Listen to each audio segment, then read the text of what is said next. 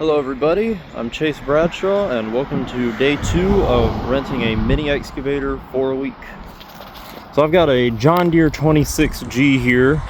I've got this on rent for the whole week. Used it yesterday at my house and today we're out here at the family farm. And the first thing that we've got to do with it is unfortunately we have to take down this azalea and this tree, which I hate to do because azaleas are kind of a staple in this part of North Carolina. But unfortunately, the road out there, kind of a fork in the road here, and this bush completely blocks the view of that side of the road trying to get out of here, which makes it very dangerous to make a left out of this driveway or to even go right with a trailer. So to start off with here today, we're going to tear down this bush and this tree to get a little bit better visibility on this driveway.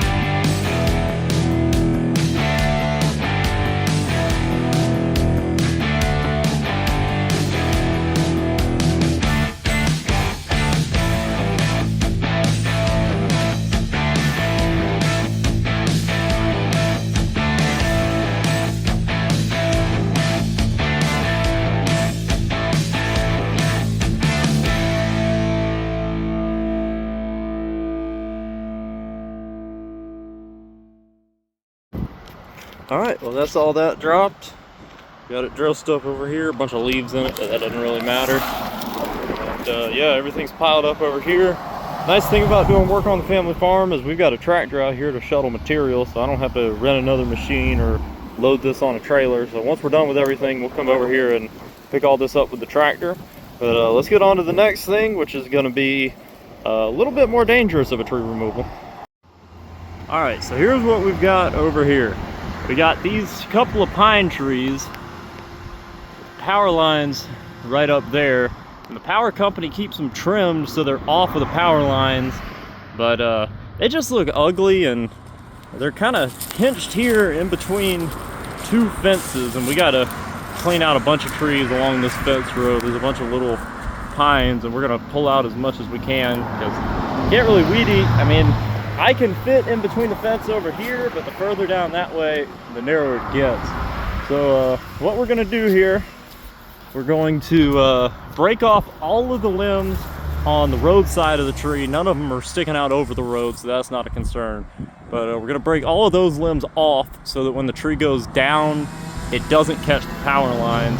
And then we're gonna cut it right above the fence with this right here. This is my brand new steel MS-250. I haven't used it once. I had an old Poland saw. I still have it. That's kind of my backup saw, but I needed something a little bigger for these trees because I mean, these are pretty large diameter trees. I'll show you here. I wear a size 13 boot, and it doesn't even go from one side to the other on the tree. It should be pretty easy to drop them. The only thing I gotta watch out for is that right there. So this one I can drop straight. That one I'm gonna have to drop at an angle and maybe break off a couple branches on the other side. And I'd like to try to get these stumps out. I could cut this wire fence back and then put it back if I need to, but I can't damage this white fence, and I don't know if I can get the stumps out without damaging the white fence. So the stumps might have to stay, but the trees are gonna go. So let's start knocking these limbs off, and then we'll cut them down.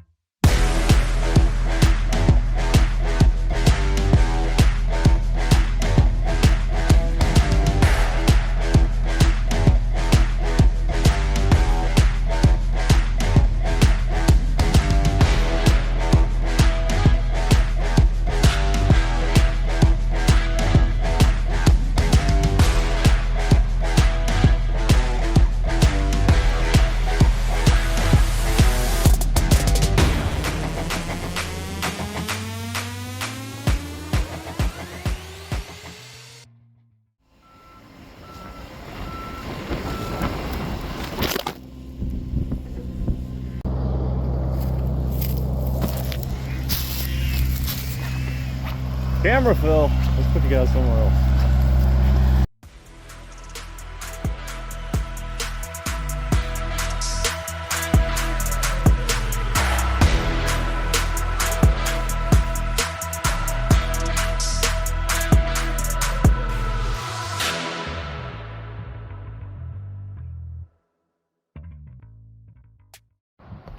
My tripod keeps getting blown over. It's pretty windy out here today, which is why I'm not on another job, because I would have been burning on that one. But as you can see, I got all the branches broken off that I would be worried about catching those lines when the tree goes over. So we're gonna hop on the other side of the fences. My whole goal with this was to not damage the fence, and I bumped it with my blade and popped a little section off here, so I might see if I can fix that later if we got time. It kind of looks like there's some storm clouds rolling in, so I'm gonna hurry up and make these cuts and get these dropped, because that's the main thing I'm here to do today. And we'll see what else we have time for. It may not rain at all. This is North Carolina. The weather's kind of made up, but we'll see how it goes. All right, that should hopefully be you guys out of the splash zone. So let's get this chainsaw fired up for the first time and get these trees cut. I'm not gonna cut them all the way down with the chainsaw. I just want to cut them enough to where the excavator can push them over.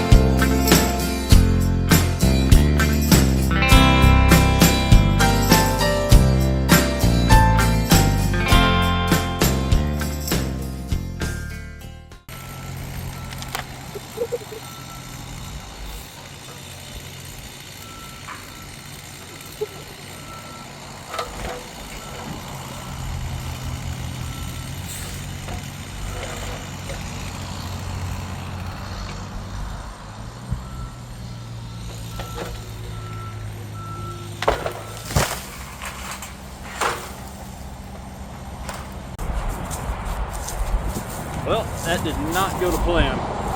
Not trying to take that gate out, but the gate was messed up already, so it's not a big deal. We'll just have to rerun that piece of fence. Let's work on the other one, try to do it a little better.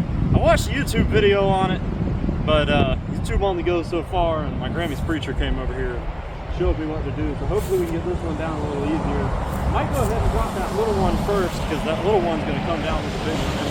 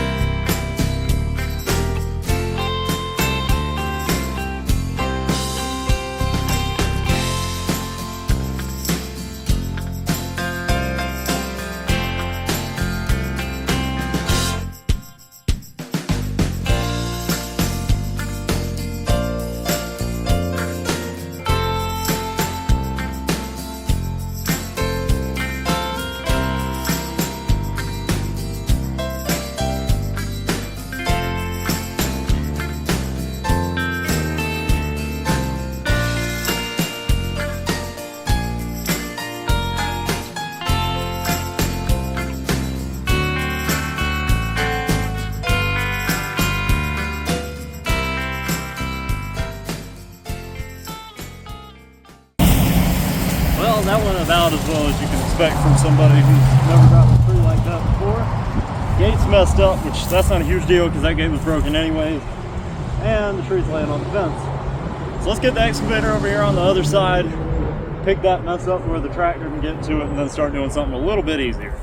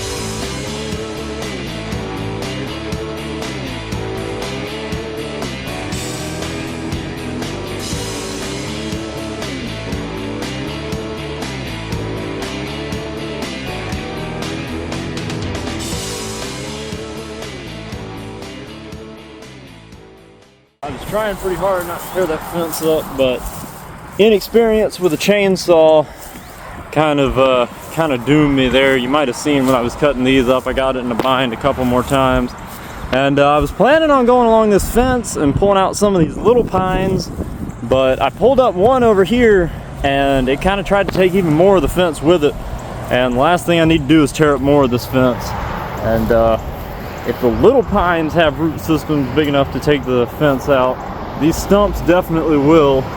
So I'm gonna have to leave these stumps, which shouldn't be too big of a deal, because these two, you can see the fence is tied into them already. But all this fence along here is down. I got the gate set back up. Honestly, what we might end up doing is just taking out this little part of the fence and tying the gate into that white fence. Or maybe just putting one post there, because we really don't need two fences anyways. But that's pretty much all the excavator work, since we can't really clean that fence line out. I'll have to get in there with a little hand saw and just cut those at the bottom. But we're gonna get the tractor over here. I have the forks on there right now, so I'll go ahead and fork these bigger chunks, and then we'll get the little piles up with the 4-in-1 bucket.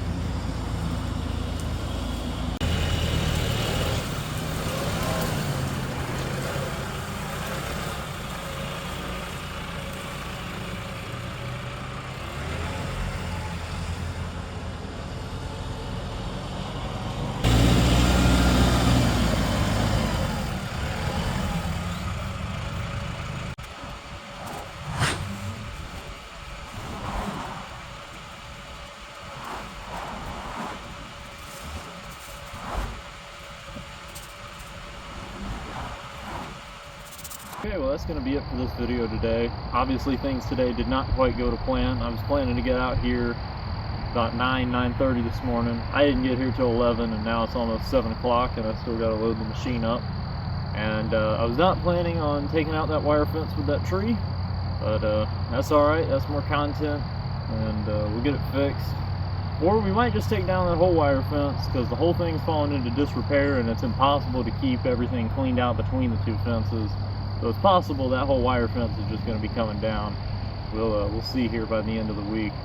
But I feel like at this point in this series, it's a good time to explain exactly where I'm coming from. So I worked as a heavy equipment operator for a civil contractor around here for about 1.5 years. And my plan was to work there for 2 years, but stuff happened with the company and I ended up leaving a little earlier than I was planning. And my main objective of working there was to learn how to grade, and I did learn how to grade. I can grade pretty good with a skid steer and a bulldozer, but I never quite got up to the level where I got a whole lot of seat time with an excavator.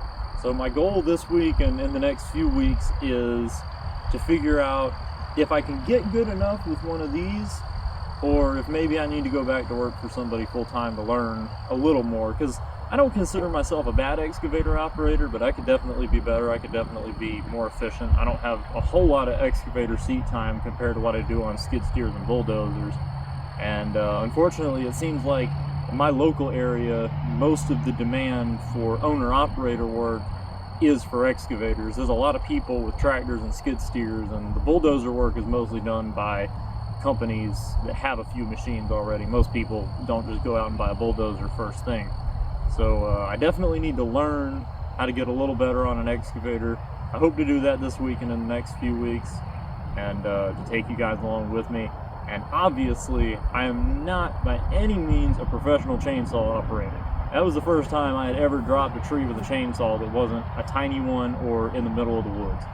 So that kind of work, not something that I will be offering to my general customer base, but this is family land, which I'm not trying to say that makes it okay to mess up, but it's not as detrimental, a little more understanding. This is a really good place to learn. I'm very, very fortunate to be able to come out here, and there's plenty of trees around me, as you can see, that I can practice my chainsaw skills on, which I'll definitely be doing that.